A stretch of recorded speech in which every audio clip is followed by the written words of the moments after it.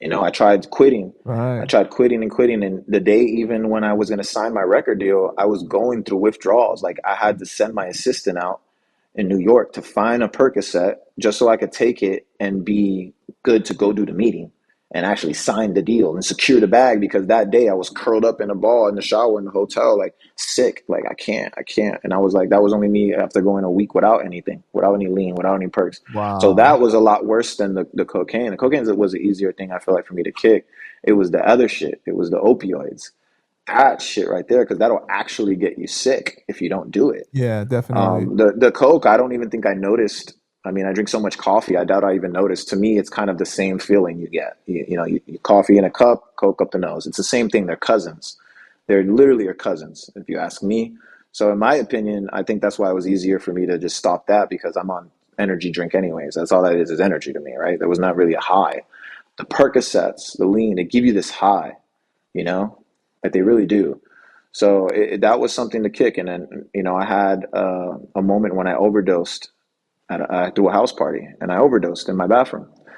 And it was the day before Juice World died of an overdose, literally the day before. And when I woke up the next day, I felt like it was a miracle I was alive because I thought I was goner. Like in that moment of like convulsing and foaming out the mouth, and just like I'm thinking I'm dead, and I had an outer body experience. Like, is this really what all your life? Like, you really gambled, took a little gamble with your health, and now look, this wasn't worth it. Like, don't be a fucking idiot. Now, if you die like this, people are gonna think that this is really what you are, and this is not who you are, man.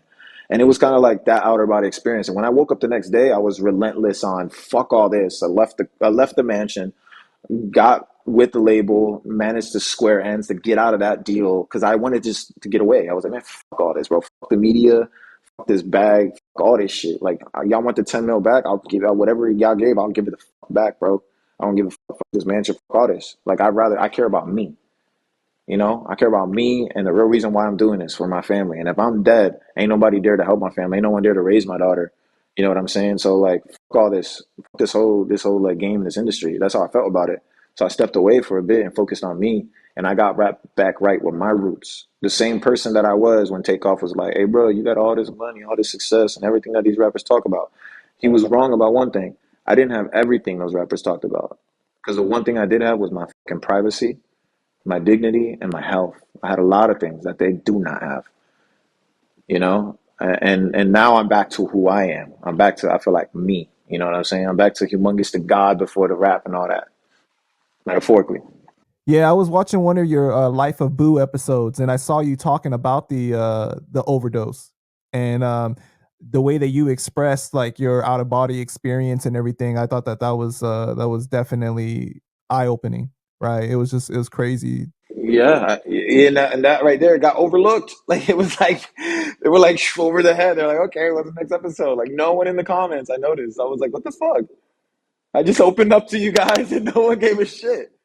So like 4 years ago, right? You had an interview with Real 92.3 with Bootleg Kev and DJ Head, and you said it was against the Raelian movement to take any substances. At that time, were you really sober, or you were struggling to juggle between the two different things, like your lifestyle and the movement? On that interview, I was high as a kite. I was on mushrooms, Percocets, cocaine, and I was definitely drunk. Um, so I was high as a fucking kite on that interview. I was not in the Raelian movement as an active member. Ever since the Vlad interview happened, they were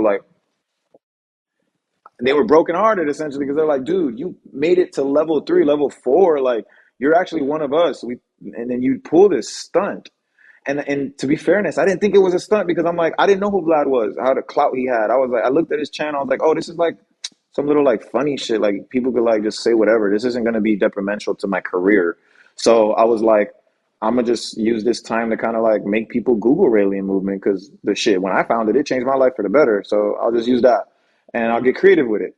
Like Sarah get creative with her stories. You know what I mean? So I did. I got creative. But I did mention the movement, which would help. I did mention some actual facts, but those facts mixed with some me being creative led to the reaction of it becoming viral. And I was like, fuck, I'm going to hear about this from them. And I didn't hear anything. In fact, I just didn't hear nothing to the point where now I'm not even getting invites to the Happiness Academy or anything like that, because now they're in fear that I may just use the information to cloud chase. So I since then I have linked back with a guide, a regional guide in California.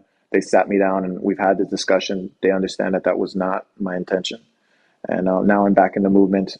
I get my invitations again and stuff, and I've actually attended a Happiness Academy since then. I'm very happy to say.